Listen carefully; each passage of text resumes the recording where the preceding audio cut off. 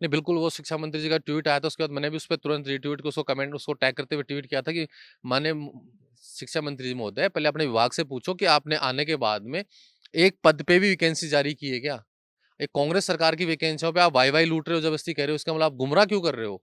ठीक है, आपने घोषणा की बजट में, आप वैकेंसियाँ दोगे, आपने वादा किया, अच्छी बात है। लेकिन आप गलत कमेंट तो मत करो, आप एक ज़िम्मेदार पद पे हो। आज मैं एक ज़िम्मेदार पद पे बैठा हूँ, संगठन के अध्यक्ष के रूप में बैठा हूँ और मैं कोई गलत कमेंट करता हूँ, तो उसकी मार्केट में क्या जाती है कि अगर मैं गलत बोलूँगा तो अभ्यर्थी क्या सोचेंगे? वो एक शिक्षा मंत्री, उनको ऐसा बयान से बचना चाहिए, गलत बयान नहीं देना चाहिए। आप ये कह देते कि ठीक है, हमारी सरकार ने जो भर्तियाँ पेंडिंग भर्तियाँ थी उसमें जॉइनिंग करवाई है। हम उस भर्तियों को जो रनिंग भर्तियों को कंप्लीट करवाएँगे और भर्ती निकालेंगे। अब 70,000 भर्तियों की पहले प्री जो अंतरिम बजट उसमें किया है।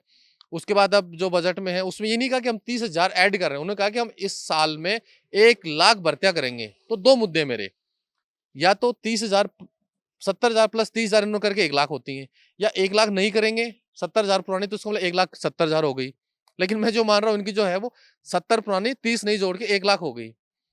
अब सरकार कह रही है कि हम इस बजट को पूरा करेंगे। मतलब फरवरी में दोबारा बजट आएगा और फरवरी से अभी तक का जो समय बचा लगभग 265 से 70 दिन के बीच में लगभग समय बच रहा है। तो क्या मैं मान सकता हूँ इस बात को कि सरकार 270 दिन के अंदर जो 1 लाख पदों को वर्गीकरण करते हुए इनकी विज्ञप्ति जारी कर देगी, उनको ज़ोनिंग दे देगी। ज़ोनिंग की तो दूर की बात है, मैं कह रहा हूँ अगर सरकार विज्ञप्ति भी जारी कर देगी ना, तो मैं खुद विवाहों के साथ जाके सरकार को धन्यवाद दे के आऊँगा। आप आधी भी करके दिखा देना। जब आप 6 महीने आपका टाइम ने 70,000 घोषणा की है, आपके पास ये था कि आचार संहिता लग गई, मान लिया आचार संहिता लग गई। आचार संहिता हटने के बाद भी आपके पास टाइम मिल गया आपको। आपने एक भी पदों पे कौन से वर्गीकरण करके दिया? रीट पात्रता के लिए हम बार-बार माँग कर रहे हैं कि रीट पात्रता करवा दो। रीट पात्रता में कोई पैसा नहीं लग रहा। कोई नौकरी नहीं दे रहे आप किसी को। रीट पात्रता हर साल होने वाली थी। युवा बार-बार कह रहे हैं रीट पात्रता करवाओ, रीट पात्रता कराओ। आप रीट पात्रता डिसाइड नहीं कर पा रहे। पहले आप ये कह रहे थे कि भई 10वीं 12वीं बोर्ड है, माध्यमिक शिक्षा बोर्ड करेगी 10वीं 12वीं के एग्ज़ाम भी खत्म हो गए। अब तो माध्यमिक बोर्ड फ्री है। अब तो आप कराओ।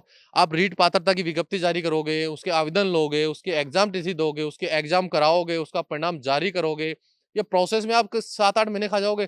फिर आपके नाम विज्ञप्ति जारी करोगे थर्ड ग्रेड की, उसके बाद आप कब इनको कराओगे? इसका मतलब आपका प्रोसेस तो 2 साल में निकल जाएगा। हम ही कह रहे हैं आप रीट पात्रता कराओ, तब तक आप फर्स्ट ग्रेड की वैकेंसी निकालो, उसके बाद आप सेकंड ग्रेड की निकालो, तब तक पात्रता हो जाएगी, उसके बाद थर्ड ग्रेड भी आ जाएगी। इसका मतलब क्या हो गया कि जो बार-बार जो बैकलॉग में फँस जाते हैं कि अभ्यर्थी थर्ड ग्रेड में सेलेक्ट हो जाता है, फिर वो सेकंड ग्रेड में हो जाता है, फिर वो मेहनत कर फर्स्ट ग्रेड में जाता है। वो अपनी मेहनत करके प्रयास जाता है, फर्स्ट ग्रेड में जाएगा।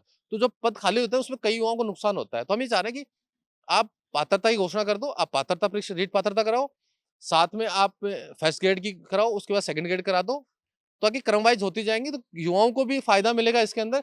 साथ ही साथ चाहे अन्य विभाग हो, चाहे चिकित्सा विभाग हो, चाहे बिजली विभाग हो, चाहे पंचायती राज में हो, सभी में जो भर्तियाँ जो आपने घोषणा को वर्गीकरण करते हुए आप इनको जल्द से जल्द करोगे, तब जाके आप इनकी घोषणा करो, इनको करोगे। आप पदों को वर्गीकरण करो। मुझे लगता नहीं आप 270 दिन के अंदर आप 1 लाख घोषणा करोगे। आपने कहा कि हम 5 साल में फैसला स्वागत है, अच्छी बात है। मैं इसके लिए धन्यवाद देता हूँ सरकार को, माननीय मुख्यमंत्री को धन्यवाद देता हूँ कि आपने एक ये कहा है कि हम 4-5 साल के अंदर 4 लाख युवाओं को रोज़गार देंगे।